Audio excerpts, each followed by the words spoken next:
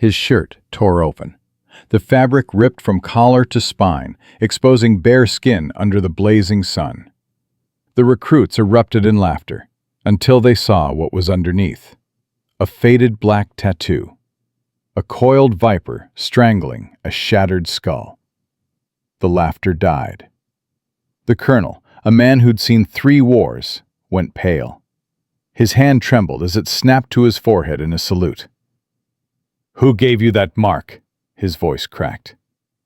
The single dad they'd mocked for 3 weeks stood there, shirt hanging in shreds, and said 5 words that changed everything. Ghost Viper. I was his last. But that moment didn't come easy. What happened before? That's the real story. Drop a comment. Where are you watching from? Let me know your city so I can see how far this story travels. And if you haven't yet, hit subscribe. You don't want to miss what's coming. The minivan pulled into the NATO training camp at 0600 sharp. It was a 2009 Honda Odyssey. Dented bumper, faded blue paint, a child's car seat still strapped in the back. Crayon drawings taped to the dashboard. Stick figures holding hands under a yellow sun. The word Daddy scrawled in purple marker. The gate guard looked at the vehicle, then at the driver, then back at the vehicle. "You lost, sir?" Marcus Cole killed the engine.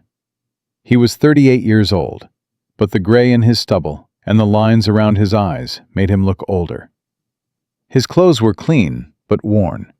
A plain gray t-shirt, cargo pants from a surplus store, boots that had seen better decades.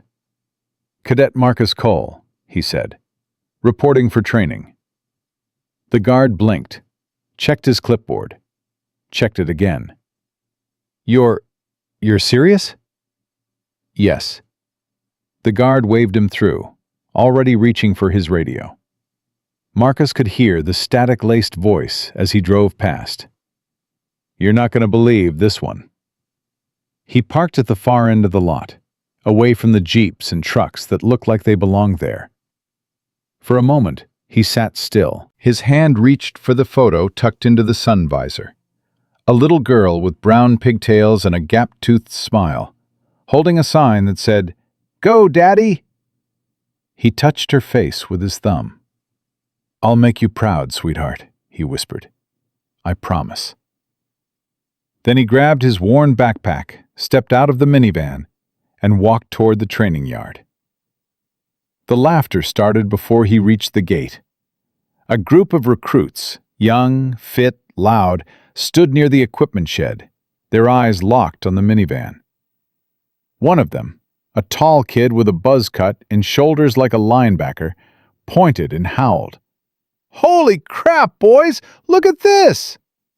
Another one, lean, cocky, with a smile that never reached his eyes, jogged over for a better look. His name was Tyler Briggs, 24 years old, son of a retired general, and he'd never been told no in his life. "Is that a car seat?" Tyler pressed his face against the window. "Oh my God, there's crayons in here! Actual crayons!" The group roared. Marcus kept walking. His pace didn't change. His face didn't change. Tyler noticed. He didn't like being ignored. "Hey!" He jogged to catch up, falling into step beside Marcus. "Hey, old-timer, I'm talking to you." Marcus stopped, turned, looked at him. Tyler was a head taller, 50 pounds heavier, half his age, and absolutely certain of his own superiority. "You lost?" Tyler asked, grimming. "Retirement home's about 30 miles east. I can draw you a map. Use small words." The group howled again. Marcus studied him for a moment. Then he said, "I'm a cadet, same as you." Tyler's grin flickered. "You're joking." "No." "You're what, 40? 45? 38. Same thing." Tyler looked back at his friends. "Guys, we got a grandpa joining up. Someone call the nursing home. Tell them we found their missing patient." More laughter, louder now. A stocky kid with red hair pushed through the group. His name was Derek Holt, and he had the kind of face that was built for sneering. "What's the matter, Pops? Wife kick you out? Kids don't want you around no more?" Marcus's jaw tightened, just slightly, just for a second. Derek saw it. His sneer widened. "Oh, wait," Derek said. "I heard about you. You're that guy. The single dad." He said the words like they tasted bad. "What happened? She leave you? Find someone younger?" Marcus didn't answer. "Or maybe she died," Derek continued, his voice dripping with mock sympathy. "That it?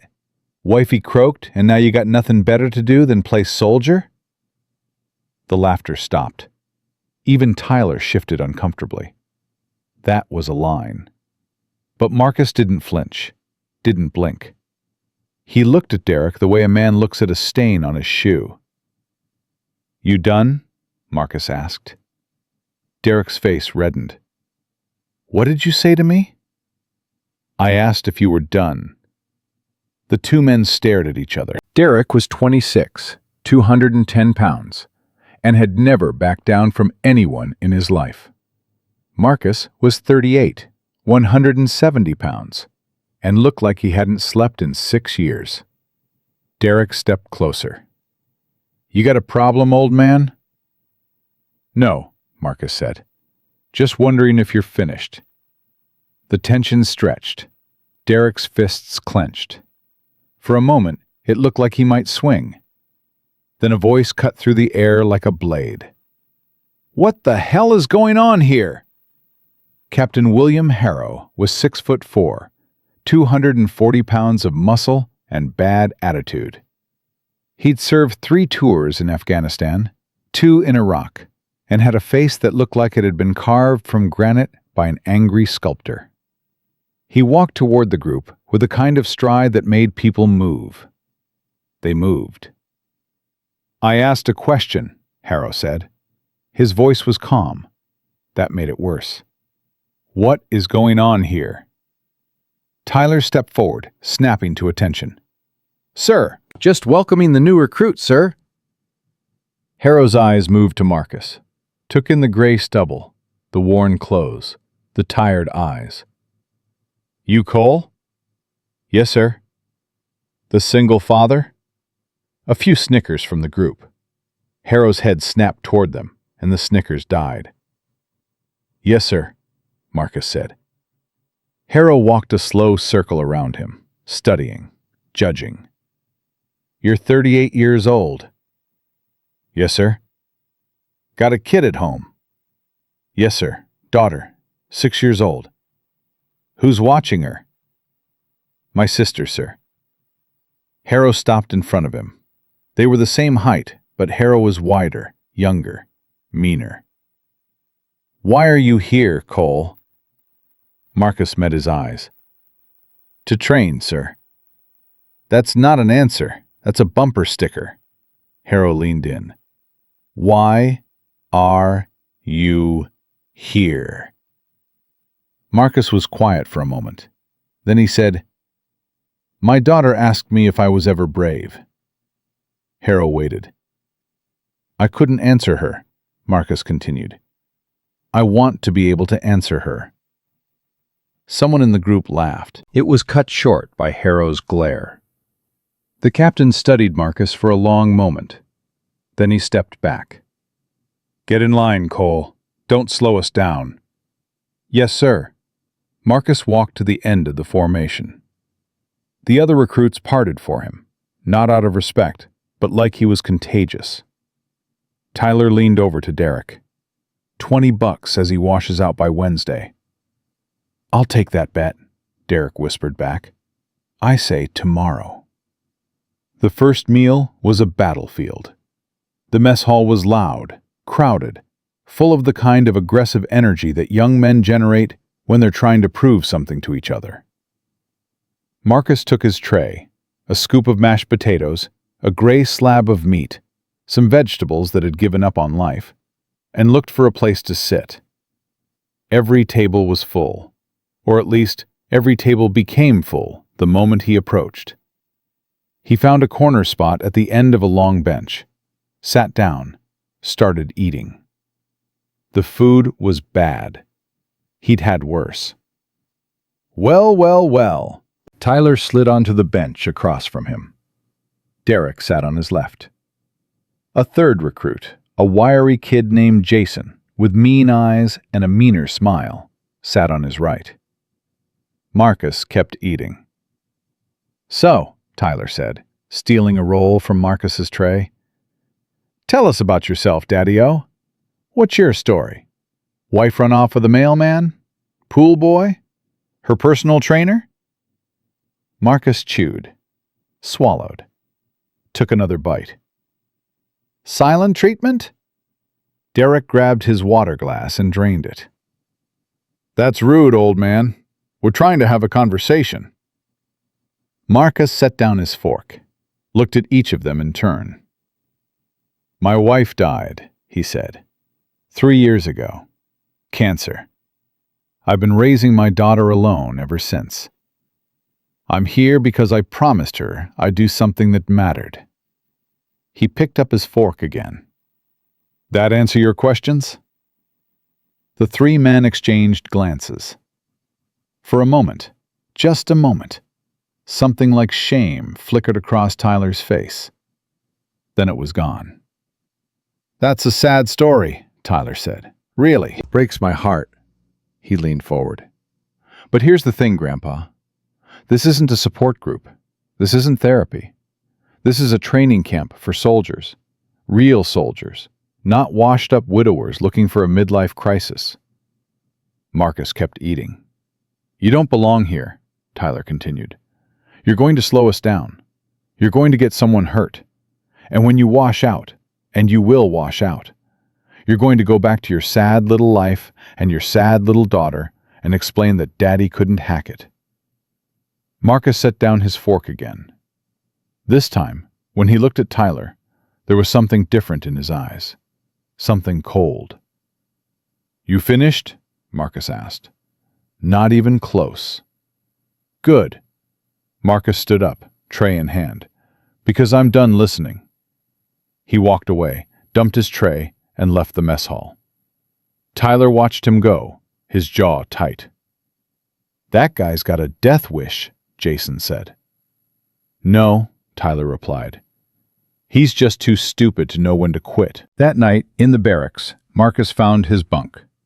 It was the worst one in the building, bottom rack, near the latrine, with a mattress that felt like it was stuffed with rocks. His gear had been accidentally scattered. His pillow was missing. Someone had written "Grandpa" in shaving cream on his locker. He cleaned up the shaving cream without comment, found his gear, made his bed with the kind of precision that came from years of practice. Then he sat on the edge of the mattress and pulled out his phone. One new video message.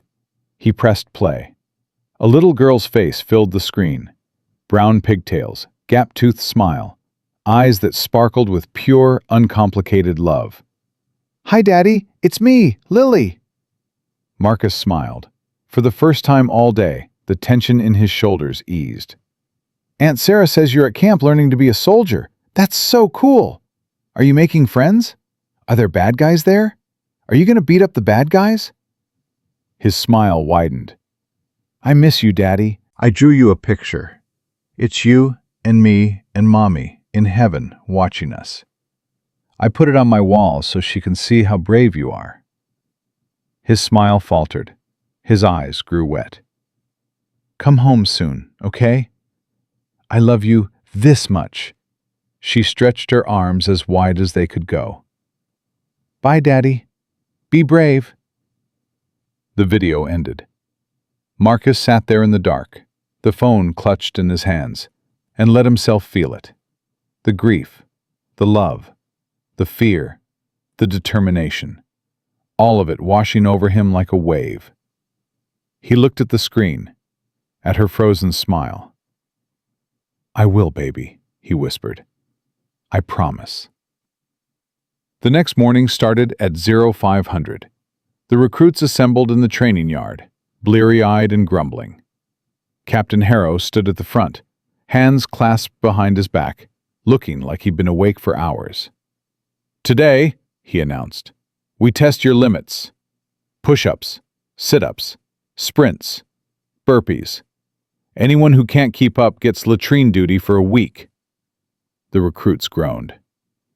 "Did I ask for your opinion?" Harrow bellowed. "Drop and give me 50." They dropped. Marcus hit the ground with everyone else. His muscles screamed. He wasn't 25 anymore, and his body knew it. But he pushed through. 1, 2, 3. His form was perfect, controlled, precise. Tyler, 2 spots down, was already breathing hard. "What's the matter, Briggs?" Harrow stood over him. "Too many donuts?" "No, sir," Tyler grunted, pushing harder. Harrow moved down the line, stopped at Marcus. "You're still here, Cole." "Yes, sir." "Surprised you made it through the night." "So am I, sir." Something that might have been a smile flickered across Harrow's face. Then it was gone. "Keep up, old man. Don't make me regret this." The sprints were worse. A quarter-mile, full speed, repeat. 10 times, in full gear. By the 5th sprint, half the recruits were bent over, gasping for air. By the 8th, 2 had dropped out entirely, stumbling to the sidelines to vomit. Marcus kept running. His lungs burned, his legs screamed, sweat poured down his face, stinging his eyes. But he kept running. Tyler was right beside him, stride for stride. "Not bad," Tyler gasped, "for an old man." "Thanks," Marcus replied, "for the motivation." Tyler's eyes narrowed. He pushed harder. Marcus matched him. They crossed the finish line together, both of them collapsing onto the grass, chests heaving. "You're tougher than you look," Tyler admitted, still catching his breath. "I have to be," Marcus said. "I've got someone waiting for me." Tyler didn't respond. But for a moment, just a moment, something like respect flickered in his eyes. Then Derek jogged up, red-faced and furious. "You trying to show us up, old man?" "Just trying to keep up." "Bull," Derek spat on the ground. "You think you're special? Think you're better than us?" "No." Marcus sat up, wiping the sweat from his face. "I think I'm a father who made a promise to his daughter. That's all." Derek's face twisted. "Save the Hallmark crap. This isn't a movie." "No," Marcus agreed. "It's not." He stood up, brushed off his pants, and walked toward the water station. Derek watched him go, his fists clenched, his jaw tight. "I hate that guy," he muttered. "Get in line," Tyler replied. The afternoon brought the obstacle course. A brutal gauntlet of walls to climb, ropes to swing, mud pits to crawl through. Harrow explained the rules. Finish in under 15 minutes or face consequences. The recruits lined up. The whistle blew. They ran. Marcus was slower off the start. His legs were still burning from the sprints. But he moved with a methodical efficiency that kept him in the middle of the pack. Wall after wall, rope after rope. He didn't rush. He didn't panic. He just kept moving. Until the mud pit. It was 20 feet long, 3 feet deep, and filled with something that smelled like it had been rotting since the Cold War. Marcus dropped to his belly and started crawling. Halfway through, a boot came down on his back.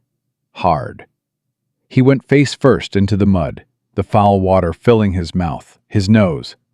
He came up coughing, gasping. Jason stood over him, grimming. "Oops," Jason said. "My bad. Thought you were a rock." Marcus wiped the mud from his eyes, looked up at Jason, said nothing. "What's the matter, Grandpa? Can't take a little hazing?" Marcus spat out a mouthful of mud. Then, slowly, deliberately, he got back on his belly and started crawling again. Jason laughed. "That's what I thought. No fight in you at all." But as Jason turned to continue the course, Marcus's hand shot out, fast, precise, and grabbed his ankle. Jason went down hard, face first into the mud. He came up sputtering, furious. "You son of a—" But Marcus was already gone, crawling toward the end of the pit, his pace unchanged. He finished the course in 14 minutes and 32 seconds. Not the best time, not the worst. Right in the middle. But he finished. And that, Marcus knew, was what mattered. That night, in the barracks, the hazing continued. Someone had replaced his toothpaste with muscle cream. His towel was missing. His boots had been filled with shaving cream. Marcus cleaned up the mess, found his towel hanging in the latrine, emptied his boots without complaint. He was lying on his bunk, eyes closed, when a shadow fell over him. He opened his eyes. Tyler stood there, arms crossed, face unreadable. "You know," Tyler said, "most guys would have quit by now." "I'm not most guys." "No," Tyler studied him for a moment. "No, you're not." Silence stretched between them. "Why do you care," Tyler finally asked, "about proving yourself to a bunch of punks half your age?" Marcus sat up slowly. "I don't care about proving myself to you. I care about proving myself to my daughter. There's a difference. She's 6. She won't remember any of this." "Yes, she will." Marcus's voice was quiet but firm. "Kids remember everything. Every promise you keep, every promise you break, every time you showed up, every time you didn't." He looked at Tyler. "I'm going to show up, no matter what." Tyler was quiet for a long moment. Then he turned and walked away without another word. The days blurred together. More training, more sprints, more obstacle courses, more meals eaten alone, more pranks, more mockery. More of the same, over and over, until it felt like it would never end. Marcus endured it all. He woke before dawn. He trained until his body screamed. He took the insults, the accidents, the constant humiliation. And every night he watched Lily's video messages. Her gap-toothed smile, her boundless enthusiasm, her unshakable faith in him, and found the strength to do it all again. But something was changing. Not in the others, in Marcus. The fatigue was wearing him down. The isolation was getting to him. The constant attacks, physical, verbal, emotional, were taking their toll. He could feel himself fraying at the edges, his patience thinning, his control slipping. One week in, during a particularly brutal hand-to-hand combat session, Derek went too far. They were paired together for a grappling drill. Standard practice. Pin your opponent. Get them to tap out. Nothing personal. But Derek made it personal. He drove his elbow into Marcus's ribs, hard, deliberate, aimed to hurt. Marcus gasped, his grip loosening. Derek swept his legs and slammed him to the mat. "Tap out, old man," Derek hissed in his ear. "Tap out and go home to your brat." Something snapped. Marcus surged upward with a strength that surprised both of them. He reversed the hold, twisted Derek's arm behind his back, and applied pressure. Just enough to make Derek's face contort with pain. "Don't," Marcus said, his voice low and dangerous. "Ever talk about my daughter again." Derek tried to break free. Couldn't. The hold was too perfect, too precise, too practiced. The kind of hold you don't learn in basic training. "Who the hell are you?" Derek gasped. Marcus released him, stood up, walked away. Behind him, Derek lay on the mat, clutching his arm, staring at Marcus's retreating back with something new in his eyes. fear. The whispers started that afternoon. "Did you see what he did to Derek? That hold wasn't standard. That was something else. Who the hell is this guy?" Marcus ignored them. He ate alone, trained alone, kept to himself. But he could feel the shift in how people looked at him. Less mockery, more curiosity, and something else. Suspicion. That night, Captain Harrow called him into his office. Marcus stood at attention in front of the desk, hands behind his back, face neutral. Harrow studied him for a long moment. "That hold you used on Holt," Harrow finally said. "Where'd you learn it?" "Sir?" "Don't play dumb with me, Cole. That was a jiu-jitsu arm lock with a pressure point modification. I've seen it twice in my career. Both times from operators who'd spent time in places that don't exist on any map." Harrow leaned forward. "Where did you learn it?" Marcus was silent. "Your file says you're a construction worker. Widower, single father. Nothing special." Harrow tapped the folder on his desk. "But files can lie. I've seen enough to know that." He stood up, walked around the desk, stopped inches from Marcus's face. "So I'm going to ask you one more time. Who are you, Cole?" Marcus met his eyes. "I'm a father," he said, "trying to keep a promise to his daughter." Harrow stared at him. Marcus stared back. Neither blinked. Finally, Harrow stepped back. "Get out of my office, Cole." "Yes, sir." Marcus walked to the door. "Cole," he stopped, hand on the doorknob. "Whatever you're hiding," Harrow said, "it's going to come out eventually. It always does." Marcus didn't turn around. "I know, sir." He walked out, closing the door behind him. In the hallway, he paused. His hand went to his shoulder, to the spot on his back where the tattoo lay hidden beneath his shirt. The coiled viper, the shattered skull, the mark that had defined him for so long, the mark he'd spent 3 years trying to forget. He closed his eyes. Not yet, he thought. Not yet. But deep down, he knew Harrow was right. The truth always comes out. And when it did, everything would change. The next morning came faster than Marcus expected. He hadn't slept well. Harrow's words kept echoing in his head, bouncing off the walls of his skull like bullets in a steel room. Whatever you're hiding, it's going to come out eventually. The captain was right. Marcus knew he was right. But knowing and accepting were two different things. He rolled out of his bunk at 0445, 15 minutes before the wake-up call. His body ached in places he'd forgotten existed. His ribs, where Derek's elbow had connected, throbbed with every breath. His legs felt like they'd been filled with wet concrete. But he got up anyway. He always got up. In the latrine, he splashed cold water on his face and stared at his reflection in the cracked mirror. The man looking back at him was tired, older than his years, gray creeping into his stubble, lines carved deep around his eyes. But there was something else there, too. Something harder. Something that wouldn't break.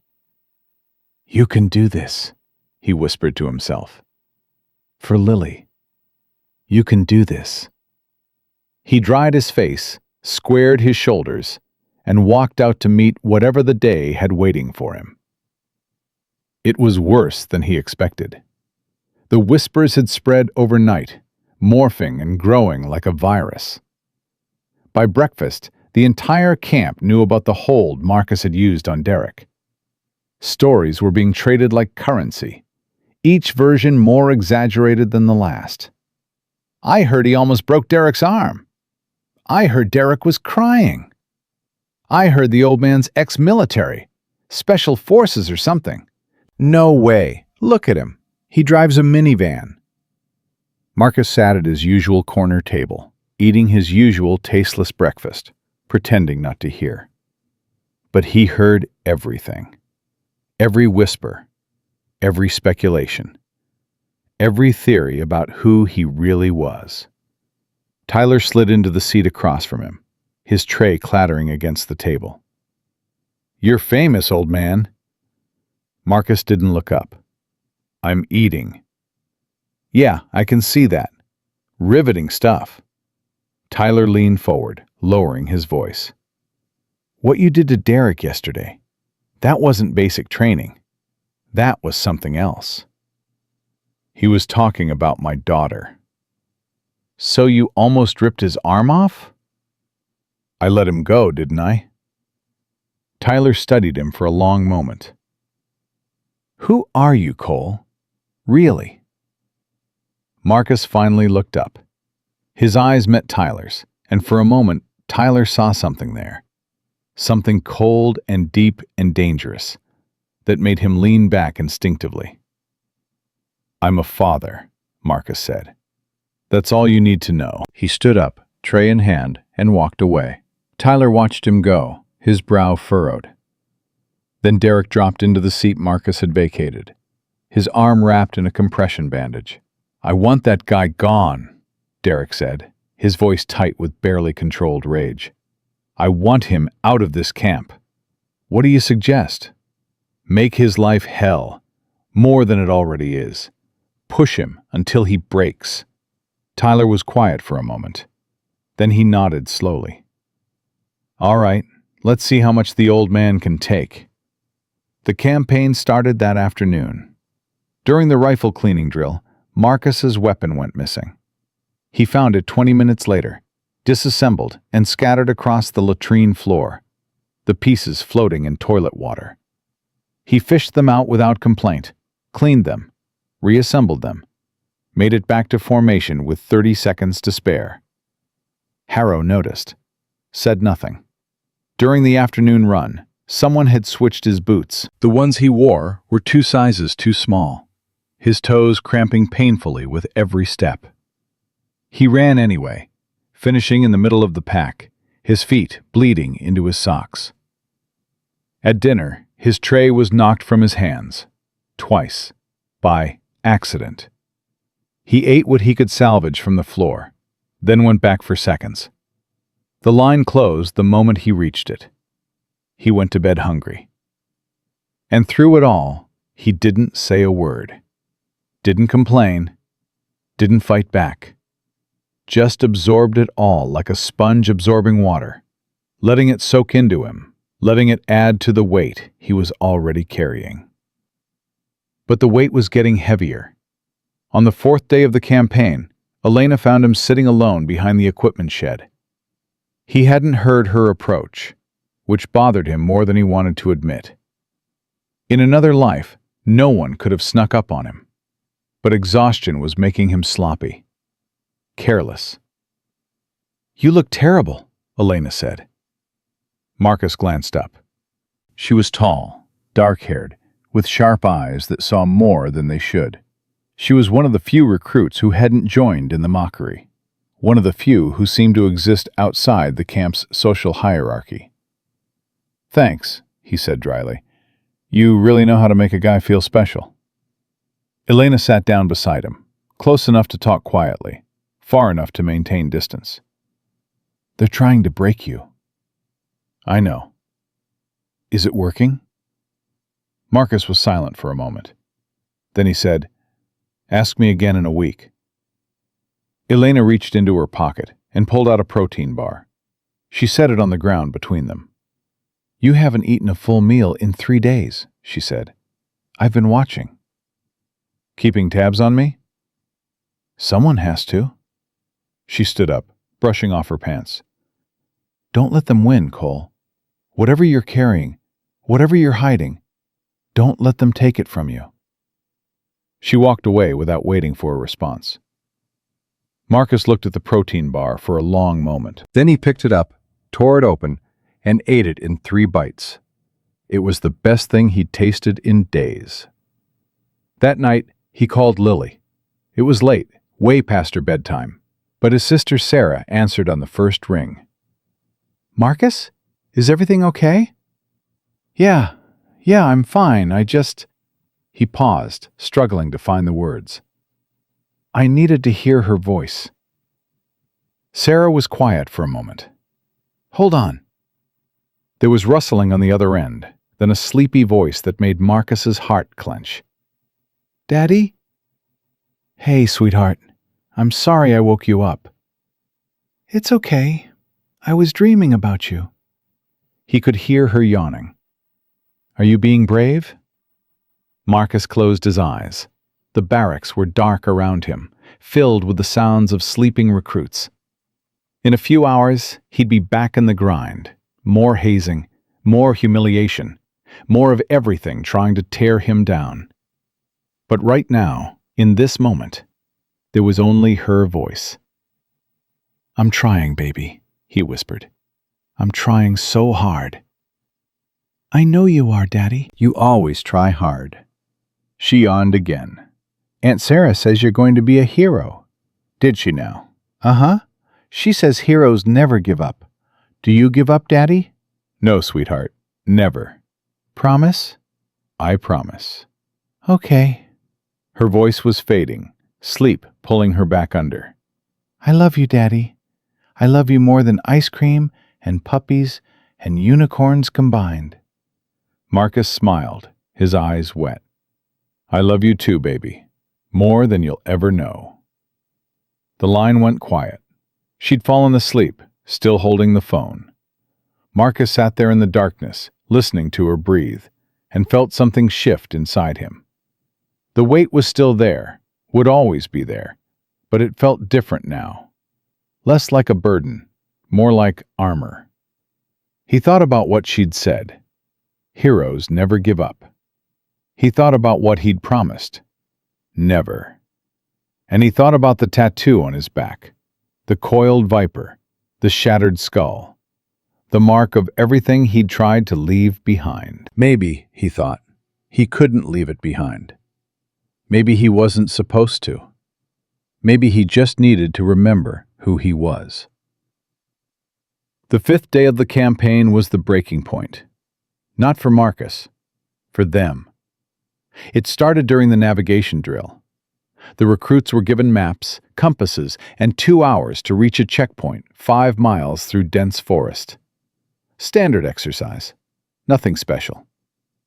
Except someone had switched Marcus's map. He realized it 10 minutes in, when the terrain didn't match what he was seeing. The compass bearing was wrong. The landmarks didn't exist. He was holding a map of a completely different region. He stopped walking, looked at the useless paper in his hands. In the trees behind him, he could hear laughter. Tyler, Derek, Jason, watching from a distance, waiting to see him fail. Marcus folded the map carefully, put it in his pocket, and started walking. He didn't need a map. He'd spent 6 years navigating terrain far more hostile than this. Jungles, deserts, mountain ranges that didn't appear on any official survey. He knew how to read the land, how to follow the sun, how to listen to the forest, and let it guide him. He reached the checkpoint in 47 minutes. First place. The officer at the checkpoint stared at him. Cole, how did you... There's no trail from the direction you came. Made my own, sir. Without a map? Didn't need one, sir. The officer wrote something in his notebook, his expression troubled. Marcus could guess what it said. More questions, more suspicion, more attention he didn't want. When Tyler arrived 20 minutes later, second place, and furious about it, he found Marcus sitting on a log, drinking water like nothing had happened. How? Tyler demanded. We switched your map. You shouldn't have made it at all. Marcus shrugged. Guess I got lucky. Bull! Tyler stepped closer, his face red. Who the hell are you? Asked and answered. No, you don't get to do that. Tyler grabbed Marcus's collar, yanking him to his feet. I've been watching you, old man. The way you move, the way you fight, the way you navigate without a damn map. That's not luck. That's training. Serious training. Marcus didn't resist, didn't fight back, just looked at Tyler with those calm, cold eyes. "Let go," he said quietly. "Make me." The forest went silent. Even the birds stopped singing. Marcus could have done it, could have taken Tyler apart in seconds, broken his grip, swept his legs, put him on the ground before he knew what was happening. He could feel the old instincts stirring, the training that had been burned into his muscle memory through years of pain and repetition. But Lily's voice was in his head. Heroes never give up.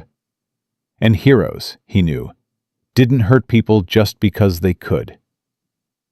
"I said let go," Marcus repeated. "Please." Something in his voice, the softness of it, the control, made Tyler hesitate. His grip loosened slightly. "What's going on here?" They both turned. Captain Harrow was striving toward them, his face thunderous. Tyler released Marcus immediately. "Nothing, sir. Just a conversation." "Looked like more than that to me." Harrow's eyes moved between them. "Cole, you made it here first?" "Yes, sir." "With the doctored map?" Marcus blinked. "Sir?" "Don't play dumb. I know what happened." Harrow turned to Tyler, his voice dropping to a growl. "You think I don't see everything that goes on in my camp, Briggs? You think I'm blind?" Tyler's face paled. "Sir, Save it." Harrow stepped closer to him. "You've been running a harassment campaign against a fellow cadet. That ends now. Understood?" "Yes, sir." "I didn't hear you." "Yes, sir." Harrow turned to Marcus. "And you? How did you make it here without a proper map?" Marcus was quiet for a moment. Then he said, "I've had practice, sir, navigating difficult terrain." "What kind of practice?" "The kind that doesn't show up in my files, sir." Harrow stared at him. Marcus stared back. The silence stretched. "All right," Harrow finally said. "Keep your secrets, Cole. For now." He pointed at both of them. "But this petty crap stops today. I need soldiers, not children. Clear?" "Clear, sir," they said in unison. Harrow walked away, his boots crunching on the forest floor. Tyler and Marcus stood there, neither moving, neither speaking. Then Tyler said, "This isn't over." "I know," Marcus replied. They walked back to camp in silence, 5 feet apart, a gulf between them that felt wider than any ocean. The harassment slowed after that. Not stopped, never stopped, but it became more subtle, harder to prove. A shoulder check here, a muttered insult there.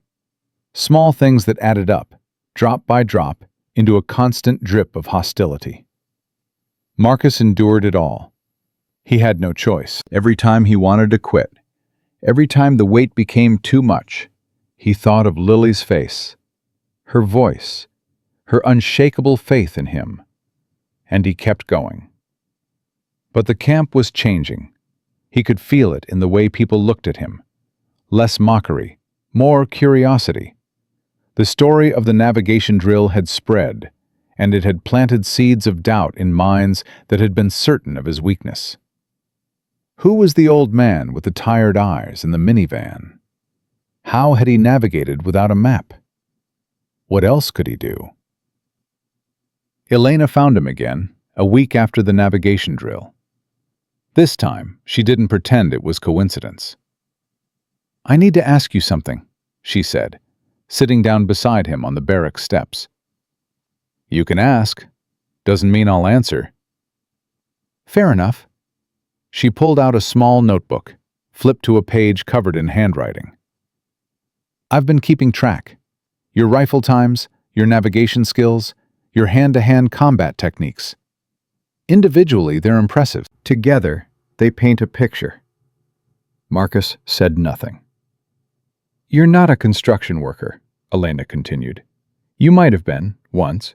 But before that, she looked at him, you were something else. Something dangerous. Why do you care? Because I know what it's like to hide who you are. Her voice softened.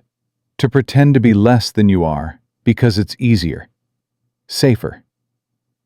Marcus studied her for a long moment. What are you hiding, Elena? She smiled, but there was no humor in it. Ask me again when this is over. Maybe I'll answer. She stood up, tucking her notebook away. Whatever you're carrying, Cole, it's going to come out eventually. The question is whether it comes out on your terms or theirs. She started to walk away, then paused. My advice? Make it yours. She left him sitting there, her words echoing in the evening air. Make it yours. He thought about that as the days passed. Thought about it during the early morning runs, the endless drills, the constant pressure that never seemed to let up. Thought about it when Tyler's eyes met his across the training yard, full of suspicion and something that might have been fear. Make it yours. But how? How do you reveal a past you've spent 3 years trying to bury?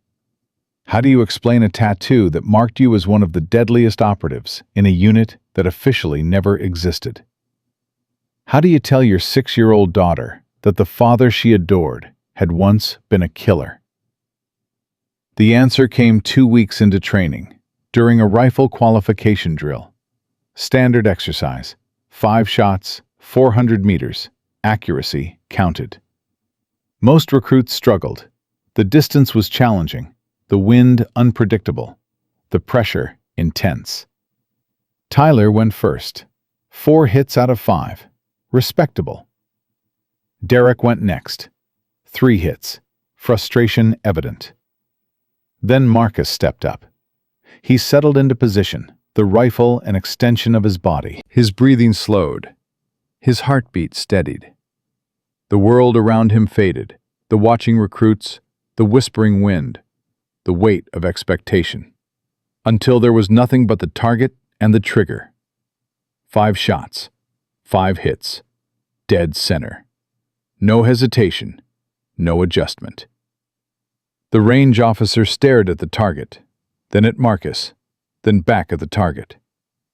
That's impossible, he murmured. Harrow was watching from the observation post. He didn't say anything, but Marcus could feel his eyes burning into his back. More questions, more suspicion, more attention. Good, Marcus thought. Let them wonder, because Elena was right. The truth was coming, one way or another. And when it did, Marcus wanted it to be on his terms. He wanted them to know exactly who they'd been mocking. The other recruits were quiet as Marcus walked off the range. No jokes, no insults, just silence, the kind that fills the space when something fundamental has shifted. Tyler intercepted him near the water station. 5 for 5, Tyler said, at 400 meters, with wind compensation. So that's not luck, Cole. That's not practice. That's professional level shooting. Tyler's voice was low, intense. I've seen competition shooters who can't do what you just did. I've seen Army Rangers who can't do what you just did. He stepped closer. Who trained you? Marcus took a long drink of water, then wiped his mouth with the back of his hand. Someone who believed in results over excuses. That's not an answer. It's the only one you're getting. Tyler's jaw tightened. I used to think you were just some sad old man with a death wish. Now I think you're something else entirely. He shook his head slowly. I just can't figure out what. Maybe you should stop trying. Maybe I can't. They stood there, 2 men from different worlds, both hiding things, both unwilling to back down. Then Derek appeared, his face twisted with barely contained rage. 5 for 5, Derek spat. You think that makes you special? You think that changes anything? I think it makes me qualified to be here, Marcus replied calmly, which is more than I can say for you. Derek's fist came fast, a wild, angry swing aimed at Marcus's jaw. Marcus didn't dodge, didn't block, just shifted his weight slightly, letting the punch graze past his cheek, using Derek's momentum to guide him off balance. Derek stumbled, nearly fell, caught himself. "You want to try again?" Marcus asked quietly. "Or are we done?" Derek's face was purple with rage. "I'm going to destroy you, old man. I'm going to find out every dirty secret you're hiding, and I'm going to—" "Derek!" Tyler's voice was sharp. "Enough!" Derek whirled on him. "What?" "I said enough!" Tyler's eyes were on Marcus, thoughtful and calculating. "Leave him alone. For now." "Are you serious? After everything? I said for now." Tyler grabbed Derek's arm, pulled him away. "Let's go." Derek resisted for a moment, then let himself be led. But his eyes stayed on Marcus, burning with hatred, promising retribution. Marcus watched them go, his face expressionless. But inside, something was shifting, clicking into place. The old instincts were waking up, stretching, testing their limits. He'd tried to be invisible, tried to be ordinary, tried to be just another tired single dad looking for meaning. It wasn't working. It was never going to work. Because you can't hide who you really are. Not forever. The truth always comes out, in the way you move, the way you shoot, the way you refuse to break no matter how hard they push. The truth was coming, and Marcus was finally ready to face it. That night, alone in the latrine, Marcus stood shirtless in front of the mirror. He twisted, looking over his shoulder at the tattoo that covered his upper back. The coiled viper, fangs bared. The shattered skull beneath it. The mark of Ghost Viper, a unit so secret that even most intelligence agencies denied its existence. He traced the lines with his fingers, remembering the night he'd received it. The pain of the needle, the weight of the honor, the promise he'd made to the man who'd given it to him. "You are my last student," the man had said. "When I'm gone, you carry this forward. You carry us forward." 3 months later, the man was dead. The unit was dissolved, and Marcus had walked away. From the shadows, from the violence, from everything he'd been trained to be. Because a woman named Sarah had just told him she was pregnant, and he wanted to be something more than a ghost. He'd been something more. For 8 beautiful years, he'd been a husband, a father, a man with a life worth living. Then cancer took Sarah, and he was alone again, with a daughter who needed him and a past that wouldn't stop haunting him. He'd come to this camp to prove something, to Lily, to himself, to the world, to prove that he could be brave without being violent, that he could be strong without being dangerous. But maybe that was the wrong lesson. Maybe the real courage wasn't hiding who you were. Maybe it was accepting it. Marcus looked at the tattoo one last time. Then he pulled on his shirt and walked back to his bunk. Tomorrow, he knew, would be different. Tomorrow they would see. He didn't know how it would happen, didn't know what would trigger it, but he could feel it coming. The moment when the mask would slip and the world would see what lay beneath. He wasn't afraid anymore. He was ready. The morning of the combat evaluation started like any other. Marcus woke at 04:45, his body moving on autopilot through the familiar routine. Cold water on his face, boots laced tight, mind clear and focused. But something felt different today. The air had a weight to it, a pressure that pressed against his skin like the atmosphere before a storm. He could feel it coming, the moment he'd been dreading, the moment he'd been preparing for. Today, one way or another, the truth would out. In the training yard, Captain Harrow stood at the center of a circle of recruits, his clipboard in hand, his face carved from stone.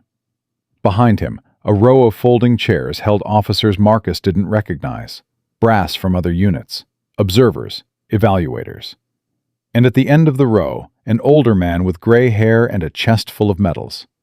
A colonel.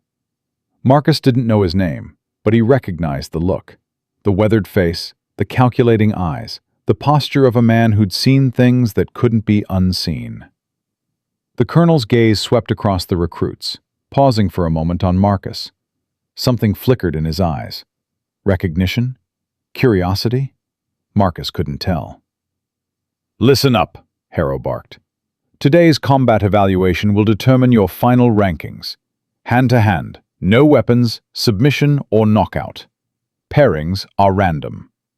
He looked at his clipboard. First match, Briggs versus Patterson. Tyler stepped forward, cracking his knuckles. His opponent, a stocky kid named Patterson, looked nervous. The fight lasted 45 seconds. Tyler was fast, aggressive, relentless. Patterson tapped out with his arm bent at an angle that made the watching recruits wince. "Next match," Harrow called. "Holt versus Chen." Derek stepped into the ring, his eyes finding Marcus in the crowd. He smiled, a cold, vicious smile, before turning to face his opponent. That fight lasted 30 seconds. Derek didn't go for a submission. He went for pain. By the time Chen tapped out, he was bleeding from his nose, and his left eye was swelling shut. "Medical," Harrow said flatly, waving over the medics. "Holt, control yourself." "Yes, sir," Derek replied, not sounding sorry at all. The matches continued, win after win, loss after loss, the rankings taking shape. Marcus watched, studying each fighter, cataloging their techniques, their weaknesses, their tells, old habits.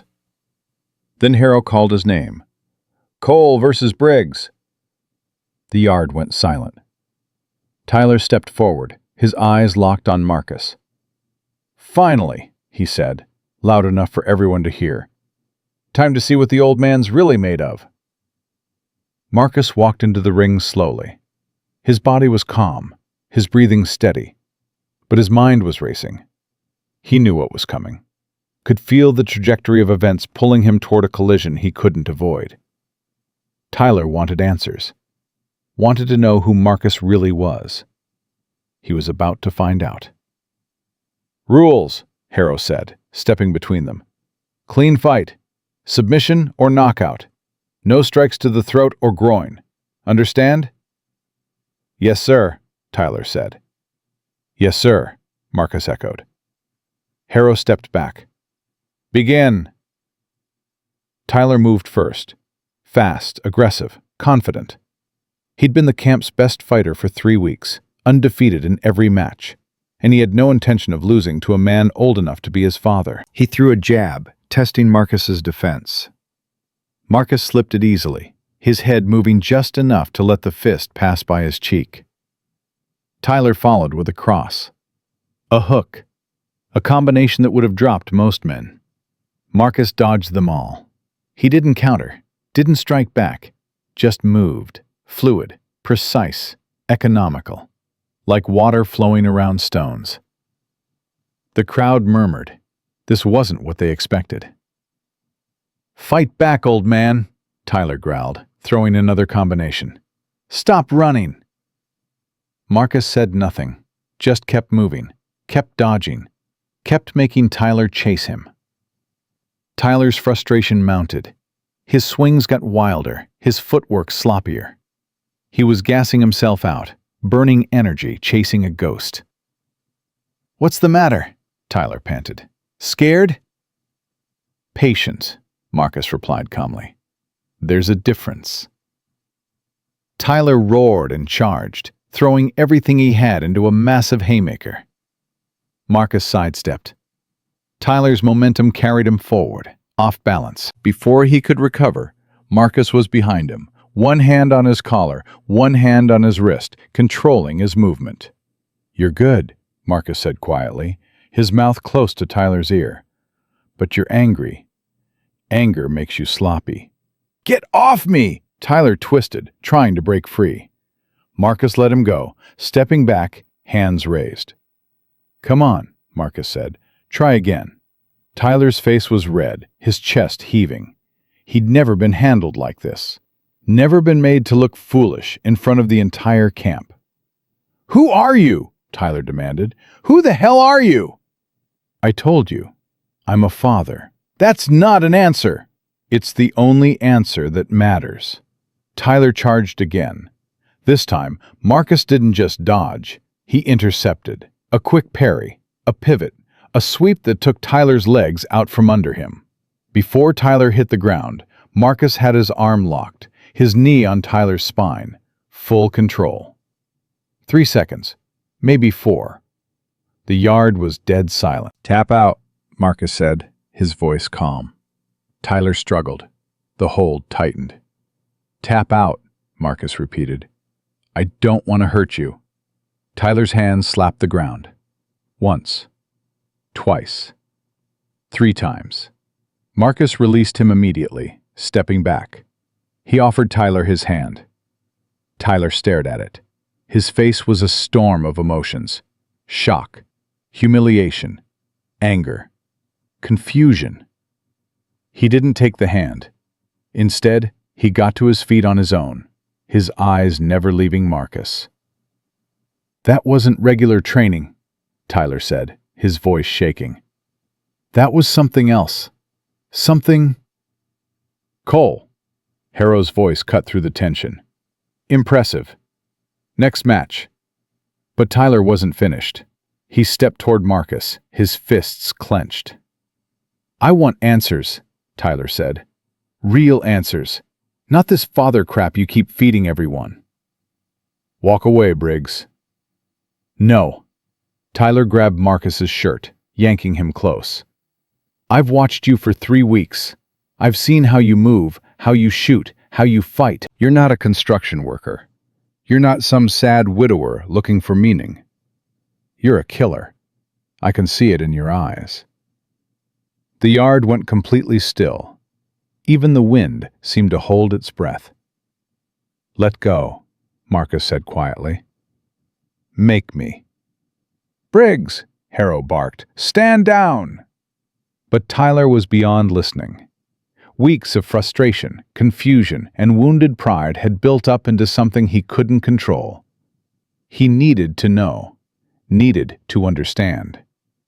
His grip tightened on Marcus's shirt. "Show me," Tyler hissed. "Show me who you really are." And then Derek was there.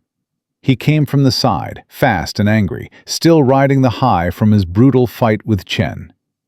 Before Marcus could react, Derek grabbed the collar of his shirt from behind and yanked. The fabric tore. The sound was loud in the silence, a ripping, tearing, shredding sound that seemed to go on forever. Marcus felt the air on his back, felt the sudden exposure, felt the weight of 100 eyes turning toward him. The shirt hung in tatters from his shoulders, his back fully exposed. And there it was, the tattoo. A coiled black viper, fangs bared, wrapped around a shattered skull. The ink was faded in places, scarred in others, evidence of wounds that had healed over the design. But the image was unmistakable. The mark of Ghost Viper. The yard didn't just go silent. It went dead. The kind of silence that happens when something fundamental has shifted, when the world has tilted on its axis and everyone knows nothing will ever be the same. Tyler's grip went slack. His hand dropped to his side. Derek stumbled backward, his face pale. And the colonel, the gray-haired officer at the end of the row, rose slowly from his chair. His face was white. Not pale. White. Like he'd seen a ghost. Like he was looking at something that shouldn't exist. He walked forward, his steps slow and deliberate. The other officers watched, confused, as he approached the ring. "Everyone back," he said. His voice was soft, but it carried the weight of absolute authority. The recruits parted for him. Tyler moved aside. Derek practically scrambled out of his way. The colonel stopped in front of Marcus. His eyes were on the tattoo, studying it with an intensity that made the watching recruits uncomfortable. "Turn around," the colonel said. Marcus turned, giving him a better view. The colonel stepped closer. His hand reached out, fingers tracing the lines of the viper, the curves of the skull. His touch was gentle, almost reverent. "I know this mark," the colonel said, his voice barely above a whisper. "I've seen it 3 times in my career. Once on a body that washed up in the Gulf. Once on a man I buried in an unmarked grave in Germany." He paused. "And once on the back of the man who trained me." He stepped back, his eyes meeting Marcus's. "Who gave you this?" the colonel asked. The yard was holding its breath. Every recruit, every officer, every instructor, all of them frozen, waiting for the answer. Marcus held the colonel's gaze. "Ghost Viper," Marcus said. "Nathaniel Gray. I was his final student." The colonel's face changed. It was like watching a statue come to life. The stone cracking, the hardness falling away, revealing something raw and human beneath. "Nathaniel Gray is dead," the colonel said. "His unit was dissolved 5 years ago. Everyone who bore that mark is supposed to be gone." "Almost everyone." The colonel stared at him. Then, slowly, deliberately, his hand rose to his forehead. He saluted. Not the casual salute of a superior acknowledging a subordinate. This was a full military salute. Back straight, arm rigid, every muscle held in perfect formation. "Sir," the colonel said. The word hit the crowd like a thunderbolt. Sir. A colonel, a man who outranked everyone in the camp, was calling Marcus Sir. Tyler's mouth fell open. Derek looked like he was going to be sick. Even Harrow, unflappable Harrow, seemed stunned into silence. Marcus didn't return the salute. Instead, he reached up, gently lowered the colonel's arm. "That's not necessary," Marcus said quietly. "I'm not that man anymore." "With respect," the colonel replied, "you'll always be that man. No one who carries that mark ever stops being what Nathaniel Gray made them." Marcus was quiet for a moment. When he spoke, his voice was heavy with something that might have been grief. "I tried to stop, tried to be someone else. I had a wife, a daughter, a life that didn't involve—" He paused. "But he's right, isn't he? The man who trained me. He said you can never truly leave. The shadows follow you, no matter how far you run." "They do." The colonel's voice was gentle now. "They followed me, too." "You knew Nathaniel Gray?" "I was his first student. Before the unit. Before Ghost Viper. Before any of it." The colonel's eyes glistened. "He was the finest soldier I ever knew. The finest man." He was. They stood there, 2 men connected by a ghost, while the entire camp watched in stunned silence. Then Tyler found his voice. "Wait," Tyler said, stepping forward. Wait. Ghost Viper. As in, the Ghost Viper? The Black Ops unit that doesn't exist? The one they say operated in countries we're not even supposed to know about?" "That unit doesn't exist," the colonel said flatly. "And this conversation didn't happen. Is that clear?" Tyler looked at Marcus, at the tattoo, at the colonel's salute. "But I said, is that clear, cadet?" Tyler swallowed. "Yes, sir." "Good." The colonel turned to address the entire yard. "What you witnessed here today is classified. You saw nothing. You heard nothing. If anyone asks, Marcus Cole is a construction worker from Ohio who joined this training program to challenge himself. Nothing more. Understood?" A murmured chorus of "Yes, sir," rippled through the crowd. But they understood. They all understood. The man they'd mocked, The man they'd hazed. The man they'd called grandpa, and old man, and loser. He was something else entirely. Derek pushed through the crowd, his face twisted with confusion and something that looked like terror. "I don't understand," Derek said. "He's just, we—" He looked at Marcus. "We treated him like garbage for weeks, and he just took it. Why? Why didn't he?" "Because I didn't want to hurt anyone," Marcus said. His voice was calm, but there was an edge to it now. A weight. "Because I came here to prove something to my daughter, not to prove something to you. Because breaking you would have been easy, but staying silent, that was hard. And hard is the only thing worth doing." Derek stared at him. His mouth opened and closed, but no words came out. "You wanted to know who I am," Marcus continued. "Now you know. I'm a father who made a promise to his little girl. Everything else, the training, the missions, the mark, that's history. That's not who I am anymore." "But you could have destroyed us," Derek whispered. "Any time you wanted." "Yes. Why didn't you?" Marcus looked at him for a long moment. Then he said, "Because that's not what heroes do." Derek's face crumbled.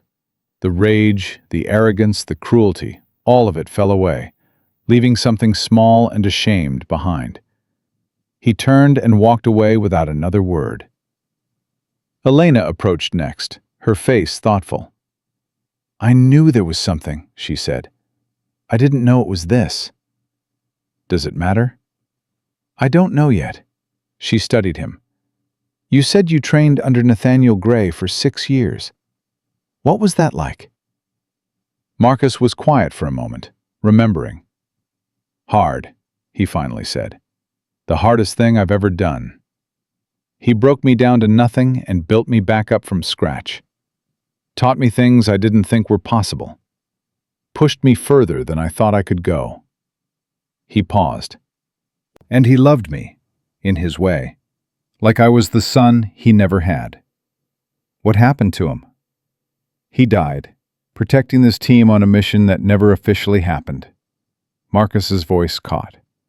"I was supposed to be there, but my wife was sick, and he told me to stay with her. Said family comes first, always. Said the mission could wait." He swallowed. The mission couldn't wait, and he knew it. He went without me because he knew I'd never forgive myself if I wasn't there when Sarah needed me. Elena was silent.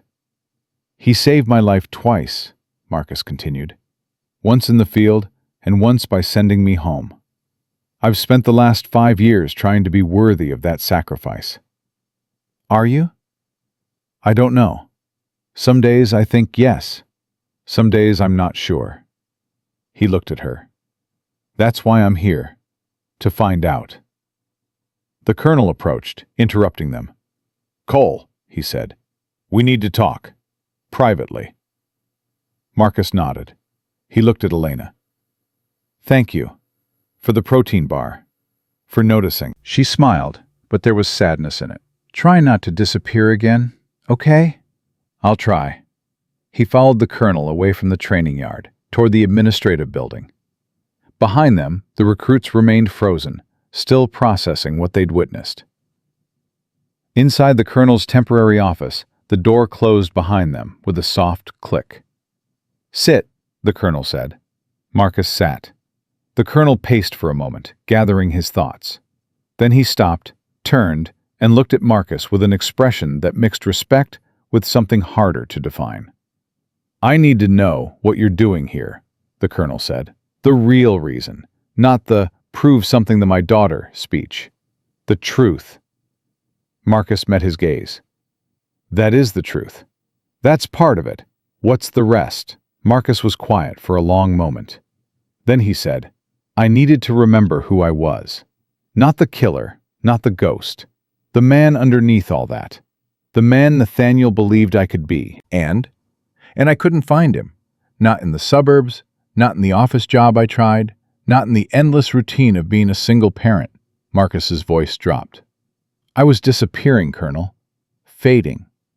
My daughter looks at me like I'm a hero, and I couldn't remember why. I needed to feel it again. The struggle, the challenge, the push. So you came here. I came here. The colonel nodded slowly. And the hazing, the abuse? You could have ended all of that on day one. I know. Why didn't you? Because violence was always my first instinct. Nathaniel spent 6 years teaching me that it should be my last. Marcus's jaw tightened. Every time I wanted to fight back, I heard his voice. Patient. Wait. Find another way. Violence is a tool, not a solution. He said that to me once. He said it to everyone. It's probably the most important thing he ever taught me. The colonel sat down across from him, his posture relaxing slightly. You know they're going to treat you differently now, he said. The recruits, the instructors, everyone. I know. Is that what you wanted? No, Marcus shook his head. I wanted to be invisible, to be just another tired old man proving something to himself. But I guess Nathaniel was right about that too. About what? You can't hide who you really are. Not forever. The truth always finds a way. They sat in silence for a moment. Two men connected by the same ghost, the same training, the same burden. Then the colonel said, There's something else I need to tell you. What? Nathaniel left instructions. Before he died, he filed paperwork with certain unofficial channels. Instructions about what to do if anyone bearing his mark ever resurfaced. The colonel paused. You're supposed to be offered a choice. What kind of choice? Come back. Lead a new unit. Train the next generation the way he trained us. The colonel met Marcus's eyes. Or walk away. Disappear. Live the quiet life you've been trying to build. Marcus felt the weight of the offer settling onto his shoulders. The shadows he'd been running from, reaching out to pull him back. And if I say no? Then you say no. The offer disappears. You go back to your daughter, your minivan, your construction job, and no one ever contacts you again. Marcus was quiet for a long time. He thought about Lily, her smile, her faith in him, the way she called him hero, like it was his actual name. He thought about Sarah, her last words. Take care of our girl. Be happy. Live. He thought about Nathaniel, his sacrifice, his legacy, the mark on Marcus's back that would never fade. Can I have time to think about it? Marcus asked. Take all the time you need. The colonel stood. But Marcus, whatever you decide, know this. Nathaniel believed you were the best of us. The one who could become something he never could. A warrior with a heart. A killer who chose kindness. He said that? In his last letter, the one he wrote before the final mission. The colonel's voice was thick. He said you were his greatest achievement. Not the kills, not the missions, not the impossible operations. You. Marcus's eyes burned. He blinked, forcing the emotion down. Thank you, he managed, for telling me that. Thank him. He's the one who believed in you. The colonel walked to the door. I'll give you a few minutes. When you're ready, the recruits are waiting. They have questions. You don't have to answer them, but I think you should. He left, closing the door behind him. Marcus sat alone in the quiet room, the weight of the past pressing down on him, the uncertainty of the future stretching out ahead. And somewhere, in the back of his mind, he heard Nathaniel's voice. Patient. Wait. Find another way. He took a deep breath, and he made his choice. Marcus walked out of the administrative building into the afternoon sun. The training yard was exactly as he'd left it. Recruits standing in clusters, officers conferring in hushed tones, the weight of what they'd witnessed still hanging heavy in the air. But now, every eye turned toward him. Every conversation stopped. Every breath seemed to hold. He'd spent 3 weeks trying to be invisible. That was over now. Captain Harrow approached first, his face unreadable. "Cole," Harrow said, "the colonel told me to extend the camp's resources to you. Whatever you need." "I don't need anything, Captain." "You sure about that? Because after what I just saw, I'm thinking maybe we've been wasting your time with basic training." "You haven't been wasting anything," Marcus met his eyes. "I came here to learn, not to teach, not to lead, just to learn." "Learn what? You already know more than anyone here." Marcus was quiet for a moment. Then he said, "I know how to fight, how to survive, how to complete missions in places that don't exist on any map. What I don't know, what I came here to remember, is how to be ordinary, how to struggle without breaking, how to be part of something without taking it over." Harrow stared at him. "That's a hell of a thing to learn." "It's the only thing that matters." Before Harrow could respond, Tyler stepped forward. His face was pale, his usual confidence stripped away, leaving something raw and uncertain behind. "I need to talk to you," Tyler said. His voice was different now. No swagger, no mockery. Just a young man looking for answers. Marcus nodded. "Walk with me." They moved away from the crowd, toward the edge of the yard where the noise faded and the silence felt almost comfortable. Tyler walked beside him, struggling to find words. "I don't understand," Tyler finally said. "Any of it." "What don't you understand?" "Everything." Tyler ran a hand through his hair. "You're Ghost Viper. You trained under Nathaniel Gray, the most legendary Black Ops commander in modern history. You could have destroyed every one of us without breaking a sweat. But instead, you let us mock you, haze you, treat you like garbage." His voice cracked. "Why?" Marcus stopped walking, turned to face him. "Let me ask you something first," Marcus said. "When you were pushing me around, making my life miserable, how did it feel?" Tyler blinked. "What?" "How did it feel? Powerful? Superior? Like you were proving something to yourself?" Tyler's jaw tightened. "I don't know. Maybe. Yeah."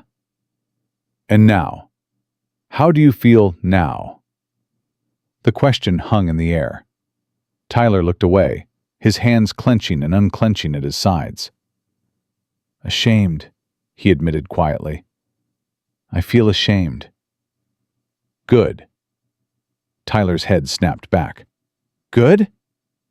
"Shame is the beginning of wisdom." Marcus's voice was gentle but firm. "You thought I was weak because I didn't fight back. You thought my silence was surrender. But do you know what it actually took to stay silent? To absorb every insult, every shove, every humiliation, and not respond with violence? No, I don't." "It took everything I had." Marcus's eyes met his. "Every day I woke up knowing I could end this. One move, one hold, one demonstration of what I'm actually capable of. But every day I chose not to. Because violence was always easy for me. Too easy.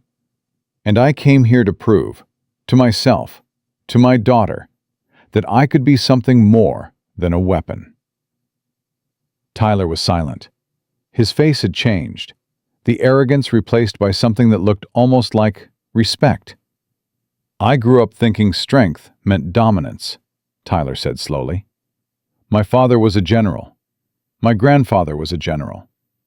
In my family, you proved yourself by breaking other people down." "And how's that working out for you?" Tyler let out a bitter laugh. "It got me here. Top of my class, undefeated in combat training." He paused. "And not a single person who actually respects me. Not one who would have my back if things got real." "You're figuring it out," Marcus said. "That's something." Figuring what out? That there's a difference between being feared and being trusted, between being powerful and being strong. Marcus started walking again. Your father and grandfather, they might have built careers on dominance. But the soldiers who actually matter, the ones who make a difference, they lead through trust, through sacrifice, through being willing to carry the heaviest burden so others don't have to. Tyler fell into step beside him. Is that what Nathaniel Gray taught you? Among other things. What was he like, Gray? Marcus was quiet for a long moment, memories flickering through his mind like frames of an old film. He was hard, Marcus finally said. The hardest man I've ever known. There were days I thought he was trying to kill me. Days I wanted to quit so badly I could taste it. He paused. But he never asked us to do anything he wouldn't do himself. Never put us in danger he wasn't willing to face. And when the mission went sideways, and it always went sideways, he was the first one through the door and the last one out. That's rare. It's almost non-existent. Marcus looked at him. That's why his mark means something. It's not just a tattoo. It's a promise, a commitment to be that kind of leader, to put others first, always, to carry the weight so your people don't have to. Tyler absorbed this. And you think I could be that kind of leader? I think you could be, if you choose to. Marcus stopped, facing him directly. But it starts with this. Apologize to the people you've hurt. Not because you got caught, not because you're embarrassed, but because you understand now that what you did was wrong. Tyler's face tightened. That's hard. Of course it's hard. That's the point. They stood in silence for a moment. Then Tyler nodded slowly. Okay, he said. Okay, I'll do it. Good. Tyler started to turn away, then stopped. Cole. Marcus? I don't know what to call you now. Marcus is fine. Marcus. Tyler extended his hand. I'm sorry, for everything. I was an ass. Marcus looked at the hand, then at the young man offering it. 3 weeks ago, this same hand had shoved him into walls, knocked trays from his grasp, made his life a constant stream of petty humiliations. He took it. Apology accepted, Marcus said. Now go prove you mean it. Tyler nodded and walked away, his shoulders straighter, his step more purposeful. Marcus watched him go, something shifting in his chest. Not satisfaction exactly. More like hope. The next visitor wasn't as welcome. Derek approached slowly, his face a mask of conflicting emotions. Fear, shame, anger, confusion, all of it warring for dominance behind his eyes. You, Derek said. His voice was rough, uncertain. I don't... He stopped, frustrated. I don't know what to say. Then don't say anything. No, Derek shook his head. No, I need to. I said things about your wife, about your daughter. Things I had no right to say. His voice cracked. I didn't know. I didn't know who you were. Would it have mattered? The question stopped Derek cold. What do you mean? If I wasn't Ghost Viper, Marcus said, if I was just what you thought I was, a tired widower with a 6-year-old daughter, trying to find meaning in his life, would you have treated me differently? Derek opened his mouth, closed it. His face crumbled. No, he admitted. No, I wouldn't have. Then that's what you need to apologize for. Not because I turned out to be dangerous, but because you treated another human being like garbage for no reason other than that you could. Derek's eyes were wet. He looked away, blinking rapidly. "I don't know why I'm like this," he said, his voice barely above a whisper. "I've always been like this, pushing people around, making them feel small so I can feel big. My dad was the same way. His dad before him." He swallowed hard. "I thought that's what strength looked like." "It's not. I know that now." Derek looked at him. Really looked, for the first time since they'd met. "How do I change? How do I become different?" Marcus studied him. Beneath the bravado, beneath the cruelty, he saw something familiar. A boy raised on a diet of toxic masculinity, taught that vulnerability was weakness, that kindness was softness, that the only way to matter was to make others feel like they didn't. He'd seen that boy before, in a mirror 30 years ago. "You start by taking responsibility," Marcus said, "for everything. The good, the bad, the ugly. You stop blaming your father, your upbringing, your circumstances. You own your choices. And then? Then you start making different ones, one at a time, day by day. It's not glamorous, it's not fast, but it's the only way." Derek nodded slowly. "Would you be willing to help me?" "Help you how?" "Teach me, train me. Not the combat stuff. Yes, that too, but the other stuff. The patience, the control, the—" He struggled for words. "The being a good person stuff." Despite himself, Marcus felt the corner of his mouth twitch. "The being a good person stuff," he repeated. "Yeah, that." Marcus was quiet for a moment. Then he said, "I'll think about it." That's fair." Derek hesitated, then stuck out his hand. "I'm sorry, Marcus. I truly am." Marcus shook it. "Prove it." Derek walked away, and Marcus stood alone for a moment, processing the weight of the conversations. It was strange. For 3 weeks, he'd been the target, the victim, the one absorbing the punishment. Now, suddenly, he was the teacher, the example, the one others were looking to for guidance. He wasn't sure how he felt about that. Elena found him near the water station, refilling his canteen. "Big day," she said, leaning against the fence beside him. "You could say that." "How are you holding up?" Marcus considered the question. "I'm not sure. It's a lot to process." "I imagine." She paused. "The Colonel's offer. Are you going to take it?" He looked at her sharply. "How do you know about that?" "I have my ways." She smiled, but there was something serious behind it. "I told you before. I know what it's like to hide who you are. I wasn't lying." "Who are you, Elena?" "That's a conversation for another time." She pushed off the fence, straightening. "But I'll tell you this much. Whatever you decide, make sure it's your choice, not the Colonel's, not Nathaniel Gray's ghost. Yours. And if I don't know what my choice is, then you need to figure that out. Fast." She started to walk away, then paused. "Your daughter, Lily, right?" "Yes." "Call her. Talk to her. The answer's in there somewhere."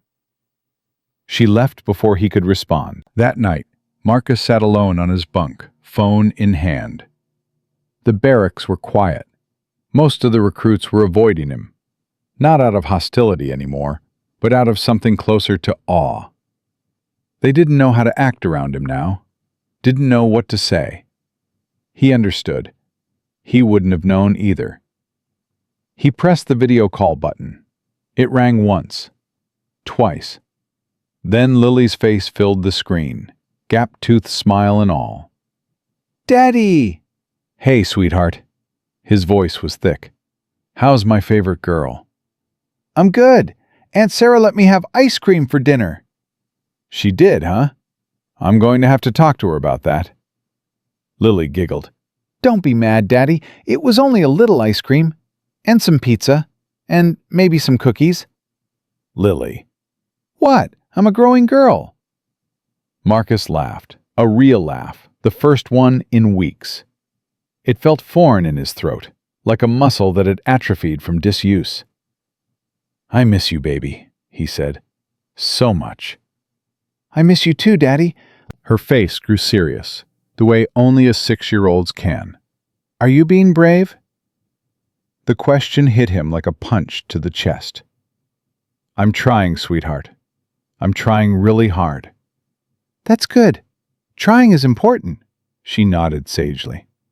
"Mommy always said that. She said the trying is what matters, not the winning." Marcus closed his eyes. Sarah's voice echoed in his memory. The trying is what matters. The showing up. The not giving up. "Daddy, are you crying?" He opened his eyes. His cheeks were wet. "A little bit, baby. But they're happy tears." "Oh, good. I don't like sad tears." She leaned closer to the camera. "Daddy, can I tell you a secret?" "Of course." "I drew you another picture. It's you fighting bad guys.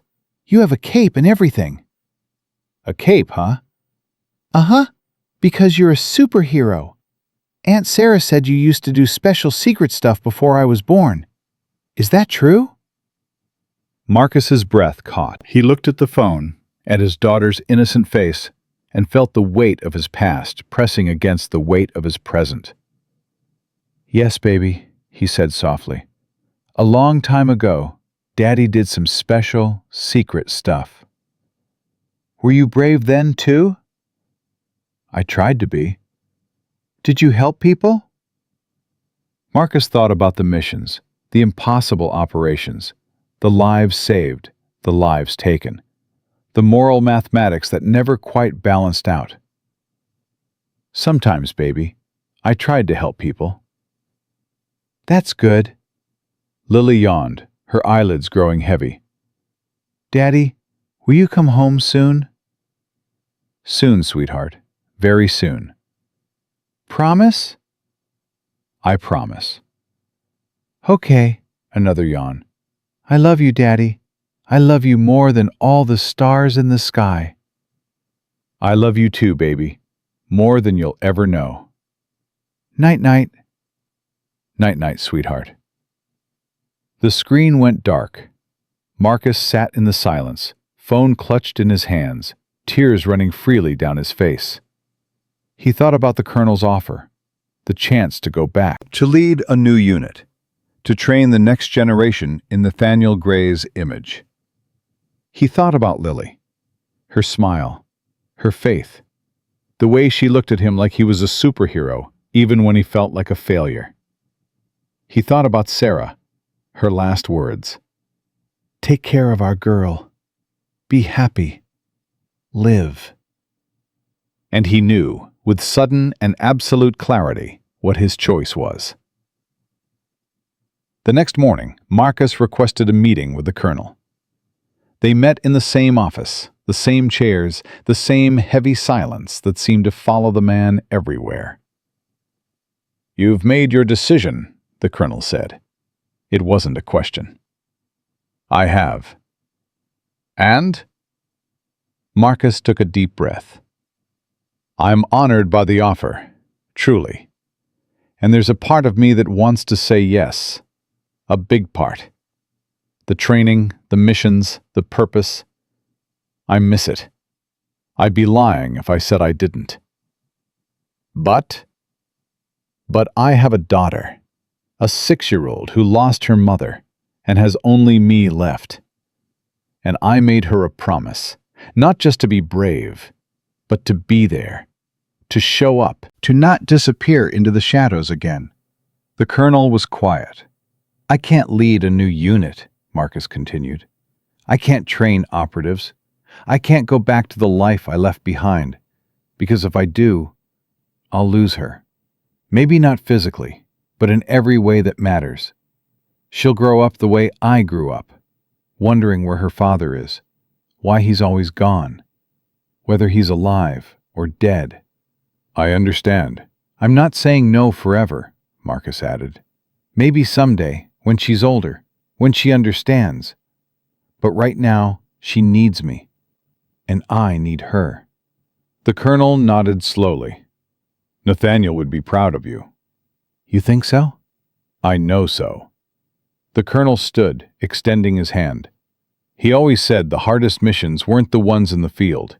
They were the ones at home, the ones that required you to choose love over duty. He never had the courage to make that choice himself. Marcus took his hand. Neither did I, until now. Then you've grown. That's something. They shook. Two men connected by a ghost, parting as something close to equals. One more thing, the colonel said as Marcus turned to leave. Yes? You said you came here to prove something to your daughter, to remember what bravery looked like. I did. Did you find it? Marcus paused at the door. He thought about the past 3 weeks. The hazing, the humiliation, the constant pressure to fight back, to prove himself, to unleash the violence that lived inside him. And he thought about the choices he'd made instead.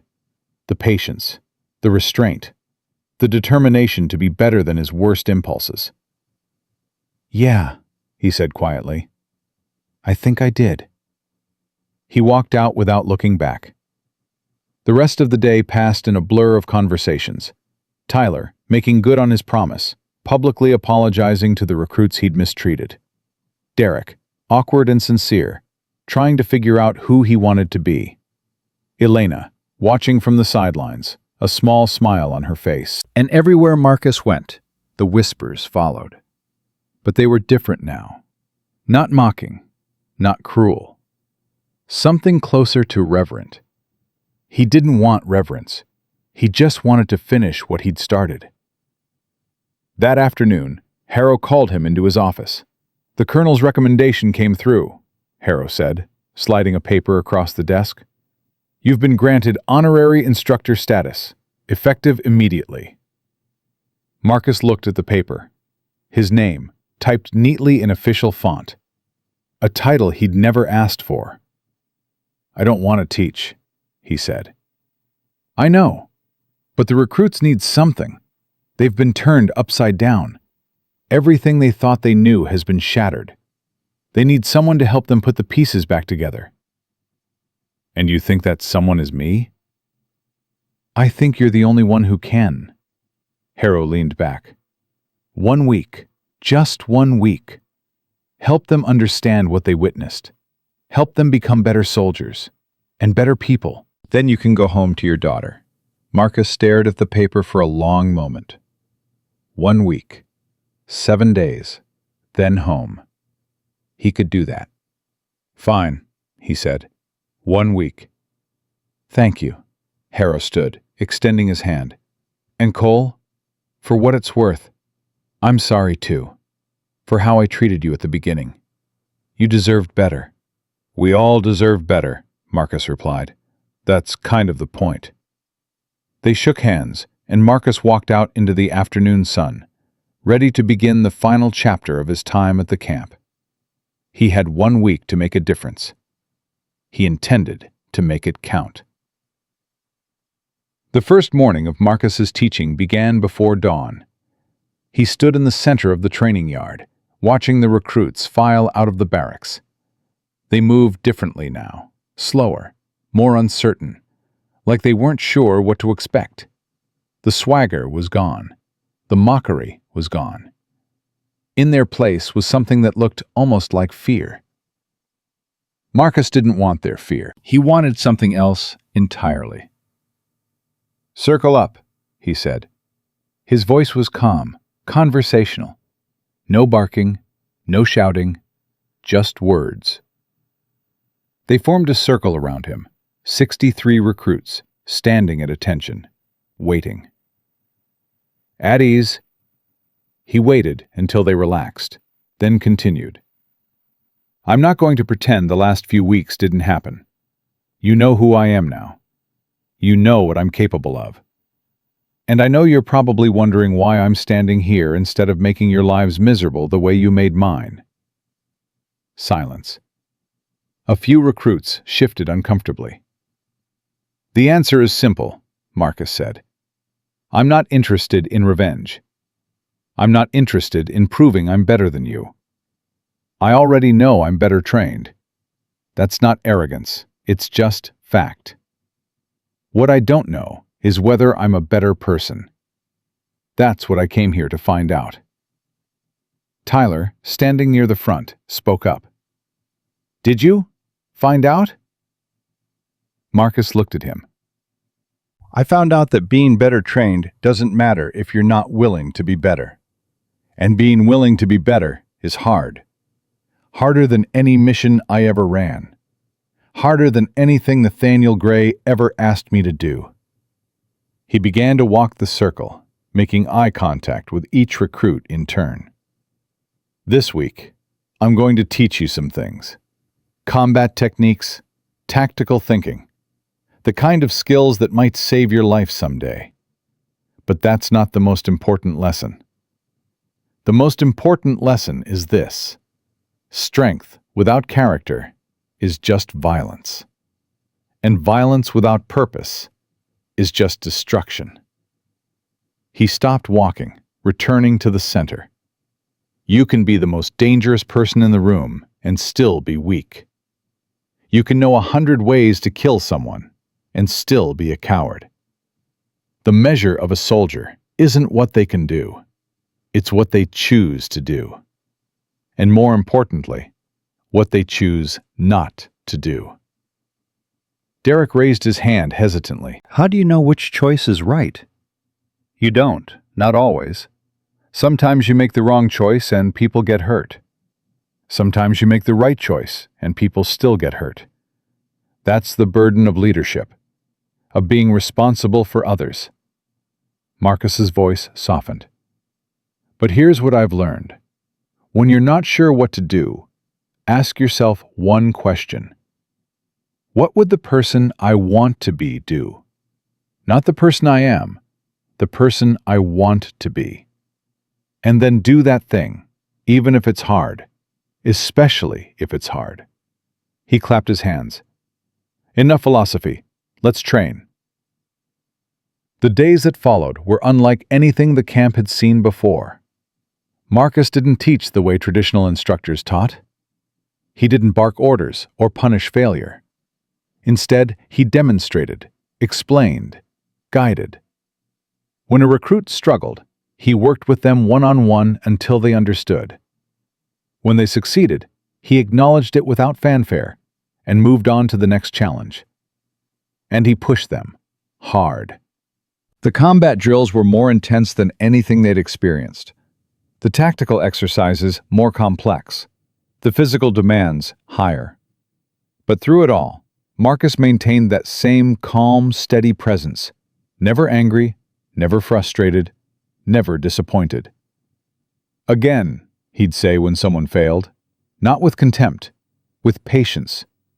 And they'd try again, and again, and again, until they got it right. By the third day, something had shifted. The recruits weren't just training harder, they were training differently. The competitive edge that had defined the camp's culture was giving way to something else. Cooperation. Support. The understanding that everyone succeeded together or failed together. Tyler and Derek, once the camp's chief antagonists, became unlikely partners. Marcus paired them together for a complex tactical exercise, forcing them to work as a team. At first, the tension was palpable, old habits dying hard. But by the end, something had changed. Not bad, Tyler said, extending his hand to Derek as they crossed the finish line. Derek looked at the hand, then at Tyler, then took it. You too. It wasn't friendship. Not yet. But it was a start. Elena found Marcus that evening, sitting alone behind the equipment shed. His spot. The place where he went when the weight of everything became too much. You're doing something special, she said, sitting down beside him. I'm just teaching. No, you're transforming them. I've seen a lot of training programs, a lot of instructors. None of them did what you're doing. Marcus shook his head. I'm not doing anything. They're doing it. I'm just showing them it's possible. That's leadership. Maybe. He looked at her. You never told me who you really are. Elena was quiet for a moment. Then she said, My name isn't Elena. It's classified, like everything else about me. I was sent here to observe, to evaluate, to determine whether this program was worth continuing. And I've made my recommendation, she smiled. The program stays, with some significant modifications based on what I've observed this week. What kind of modifications? The kind that emphasize character alongside capability. The kind that understands strength isn't just physical, it's moral, ethical, spiritual, she paused. The kind that Nathaniel Gray would have approved of. Marcus absorbed this. You knew him? I knew of him. Everyone in my world did. He was a legend, not because of his kill count, but because of what he stood for. The belief that warriors could be honorable, that violence could be restrained by virtue. She looked at Marcus.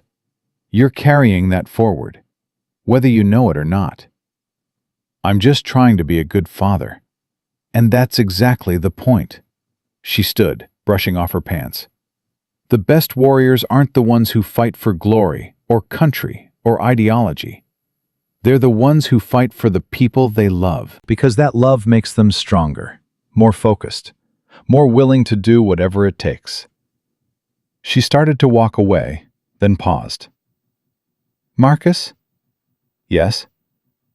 Your daughter is lucky to have you. She left before he could respond. On the 5th day, Marcus received a visitor. He was in the middle of a hand-to-hand demonstration when he saw the minivan pull into the lot. His minivan, the one with the crayon drawings on the dashboard and the child seat in the back. His heart stopped. His sister Sarah stepped out of the driver's side, and from the passenger side, a small figure emerged, brown pigtails bouncing, gap-toothed smile beaming, legs already running toward the training yard. Daddy! Marcus broke from the circle without thinking. He crossed the yard in seconds, dropping to his knees just as Lily crashed into him, her small arms wrapping around his neck with surprising strength. Baby, he breathed, holding her tight. What are you doing here? Surprise! Lily pulled back, her face radiant. Aunt Sarah said I could come see you. She said you've been being super brave, and I wanted to see. Marcus looked over her head at his sister, who was walking toward them with a smile. She wouldn't stop asking, Sarah said. Every day. When can I see Daddy? When can I see Daddy? I figured one visit wouldn't hurt. Marcus's throat was tight. Thank you. Don't thank me. Thank her.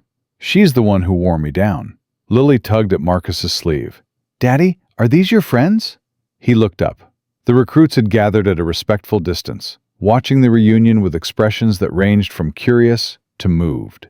Tyler stood at the front, a small smile on his face. Yes, baby, Marcus said. These are my friends. Can I meet them? Before Marcus could answer, Lily had wriggled free and was marching toward the group with all the confidence of a 6-year-old who had never learned to be afraid of anything. Hi, she announced, stopping in front of Tyler. I'm Lily. My daddy is a superhero. Tyler crouched down to her level. Is that so? Uh-huh. He's really brave. He fights bad guys and helps people, and he promised to always come home. She looked at Tyler with startling intensity. Are you brave too? Tyler glanced at Marcus, then back at Lily. I'm trying to be. Your dad's teaching me. That's good. Trying is important, she nodded sagely. My mommy always said that. Your mommy sounds like a smart lady. She was. Lily's face grew serious. She's in heaven now, but she still watches us. I drew her a picture so she can see Daddy being brave. Tyler's eyes were suspiciously bright. That's really nice, Lily. Thank you. She turned to survey the rest of the recruits. Are all of you my daddy's friends? A chorus of yeses rippled through the group. Even Derek, standing at the back, nodded. Good. Lily marched back to Marcus and took his hand. Daddy, can I stay and watch you teach? Marcus looked at Harrow, who had emerged from the administrative building. The captain nodded slightly. Sure, baby, you can watch. What followed was the strangest training session in the camp's history. Marcus demonstrated combat techniques, while his 6-year-old daughter sat on the sidelines, providing commentary. Daddy, that was cool. Daddy, why did that man fall down? Daddy, can you teach me that move? The recruits, hardened soldiers in training, found themselves completely disarmed by her presence. There was something about having a child there, innocent, joyful, completely unimpressed by rank or reputation, that stripped away all pretense. When Derek executed a particularly clean takedown, Lily clapped enthusiastically. Good job, Mr. Derek. Derek's face flushed. Thank you, Lily. You're welcome. She turned to Marcus. Daddy, he's getting better. He is, baby. He's working really hard.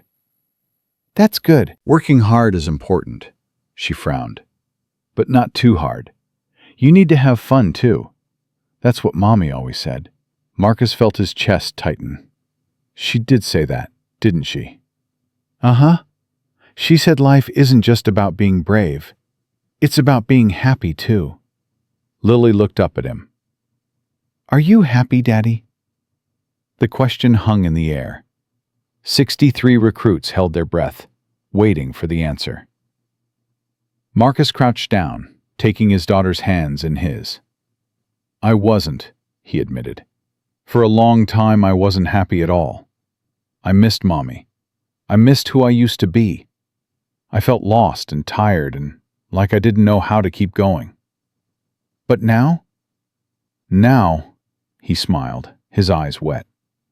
Now I'm getting there. Because of you. Because you remind me every day what's worth fighting for. What's worth living for. Lily threw her arms around his neck. I love you, Daddy. I love you too, sweetheart. More than anything in the world. They held each other while the camp watched, and something shifted in the air. A collective understanding that this, right here, was what it was all about. Not the training, not the missions, not the glory or the fear or the violence. This. Love. Family. The people who made everything else worthwhile.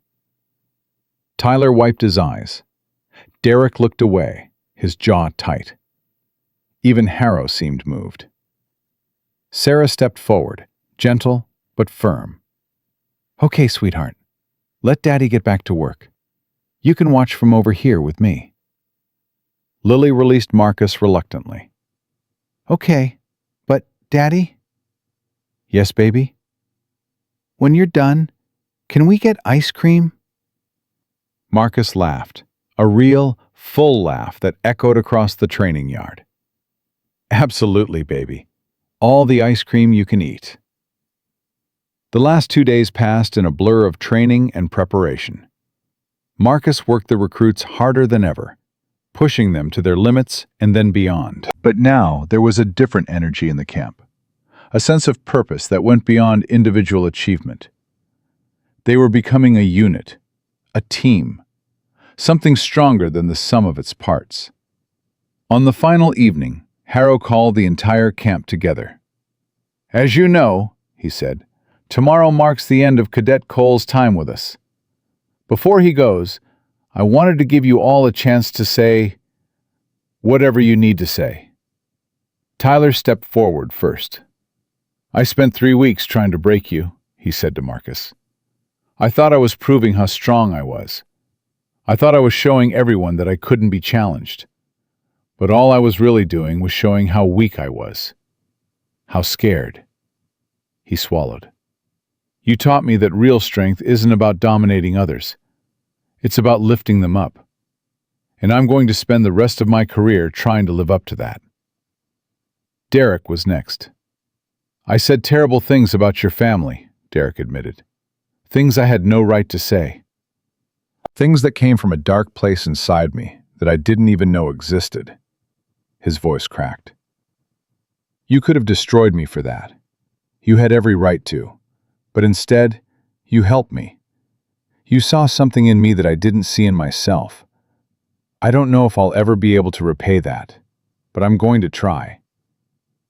One by one, the recruits came forward, each with their own words, their own apologies, their own commitments. Elena was last. I've spent my career evaluating soldiers, she said, assessing their capabilities, determining their worth. But I've never met anyone like you, Marcus Cole. You showed me that the most important things can't be measured, can't be quantified, can't be written in a report. She smiled. You reminded me why we do this, why any of it matters. And for that, I'm grateful. Marcus stood before them all, overwhelmed. I don't know what to say, he admitted. I came here expecting to be tested physically. I wasn't prepared to be tested in all the other ways. He paused, gathering his thoughts. I've spent most of my life learning how to fight, how to survive, how to complete missions. But I never learned how to live. Not really. Not until I had Lily. Not until I lost Sarah. Not until I was forced to figure out who I was without the shadows. He looked at each of them in turn. You tested me in ways I didn't expect. The hazing, the mockery, the constant pressure to prove myself through violence. Every day I wanted to fight back. Every day I had to choose not to. And every day that choice made me stronger. His voice grew thick. I'm not a hero. I'm just a man trying to keep a promise to his daughter. Trying to show her that strength isn't about what you can destroy. It's about what you can build, what you can protect, what you can love. He straightened, squaring his shoulders. Whatever you take from this week, I hope it's this. Be the person you want to be, not the person the world expects you to be. Choose kindness when cruelty would be easier. Choose patience when violence would be faster. Choose love when hate would be simpler. Those choices, those hard, painful, daily choices, that's what makes you strong. That's what makes you human. That's what makes you worthy of the uniform you'll someday wear. He snapped to attention. It's been an honor serving with you. Now go make me proud. The next morning, Marcus packed his bag. There wasn't much to pack. The same worn backpack he'd arrived with, the same clothes, the same old boots. But as he zipped it closed, he felt different. Lighter. Like he'd set down a burden he'd been carrying for years without realizing it. Lily was waiting outside, bouncing with excitement. Daddy, Daddy, are we going home now? Yes, baby, we're going home. Can I sit in the front seat? No, sweetheart. You have to sit in your car seat. Aw, man, Marcus laughed, scooping her up and spinning her around. Her giggles filled the morning air. The recruits had gathered to see him off. Tyler and Derek stood at the front, side by side.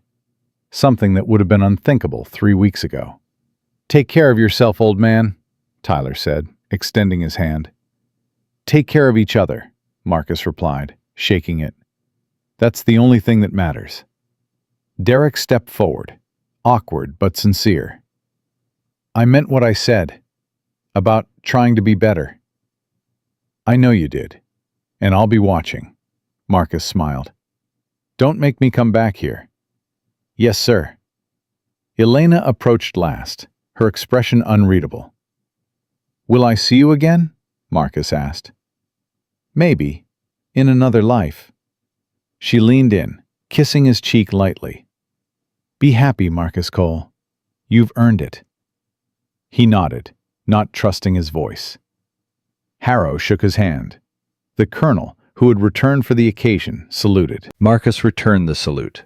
the last one he would ever give. Then he turned, took Lily's hand, and walked toward the minivan. The crayon drawings were still on the dashboard. The child seat was still in the back. Everything was exactly as he'd left it 3 weeks ago.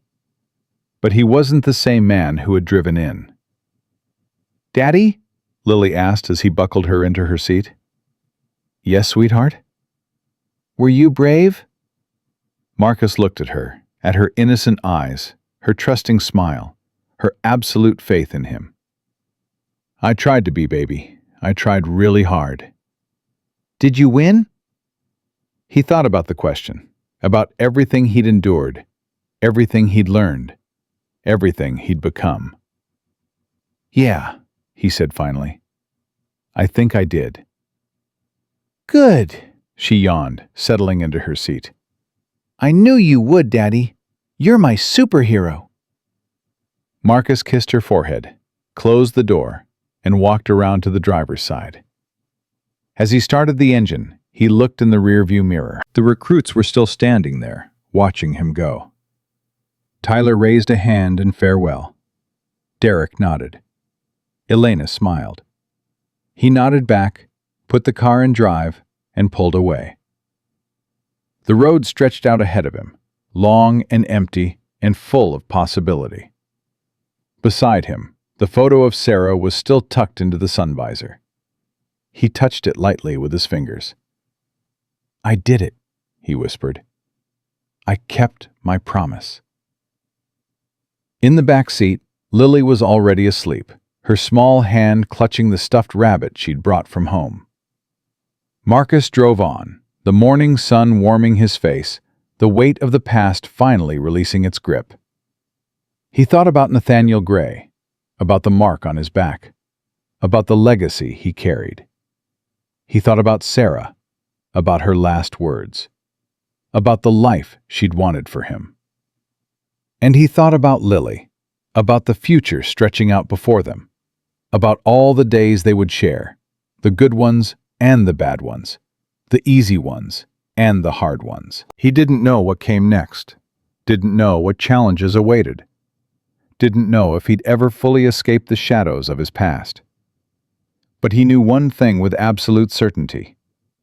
He was going home, to his daughter, to his life, to the person he'd always wanted to be. And that was enough.